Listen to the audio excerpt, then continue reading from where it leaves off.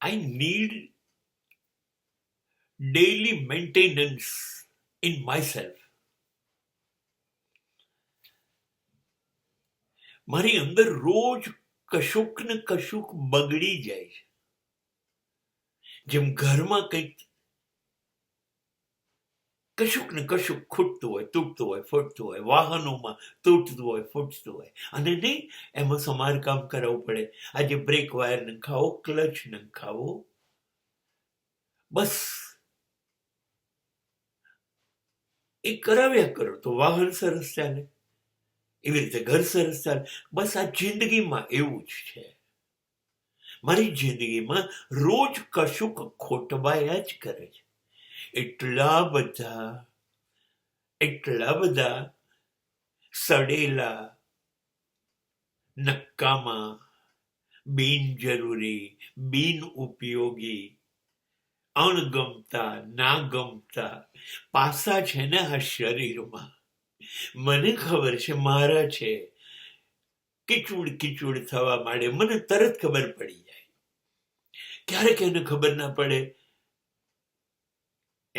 એવી રીતે હું મારી જાતને જોઈ લઉં છું, ક્યાં શું બગડ્યું છે. પેલું સાયકલમાં પેલી કૂંપીથી તેલ પૂરે ને એટલે અવાજ ના આવે, સરળથી ચેન ચાલ્યા કરે. એવી રીતે રોજ થોડું થોડું ક્યાંક સમારકામ કરીને પૂરી લઉં છું. થાય છે શું, કોક વાર હું લુચ્ચો થઈ જાઉં છું, લોભી, લાલચુ થઈ જાઉં છું, કોઈ વાર સ્વાર્થી થઈ જાઉં છું, કોઈક વાર તો એટલો બધો ગુસ્સો આવી જાય છે કે ના પૂછો ને વાત.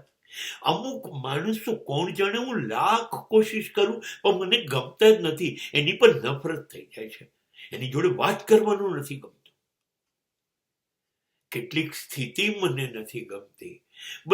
આવું બધું બહુ થયા કરે છે. ક્યારેક ગુસ્સો થઈ જાય, ક્યારેક નફરત થઈ જાય, ક્યારેક લાલચ આવી જાય, ક્યારેક તો એટલું બધું અભિમાન આવી જાય કે આ સમાજમાં હું જ છું, મારા સિવાય બીજું કોઈ નહીં. હવે તમે જ વિચાર કરો, આટલા બધા ડિપાર્ટમેન્ટ છે, રોજ ક્યાંક તો ગાડી ખોટવાવાની કે નહીં, જીવનની ખોટવાય કે નહીં. બસ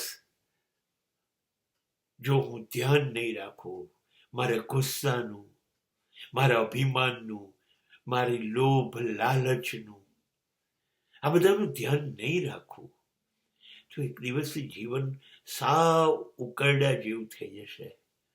કિચુડ કરે ને તો વાંધો નહીં, ચાલતું રહે. પણ સાવ ખોટવાઈ ગયું તો, એટલે થોડું થોડું રિપેરિંગ રોજ કર્યા કરું.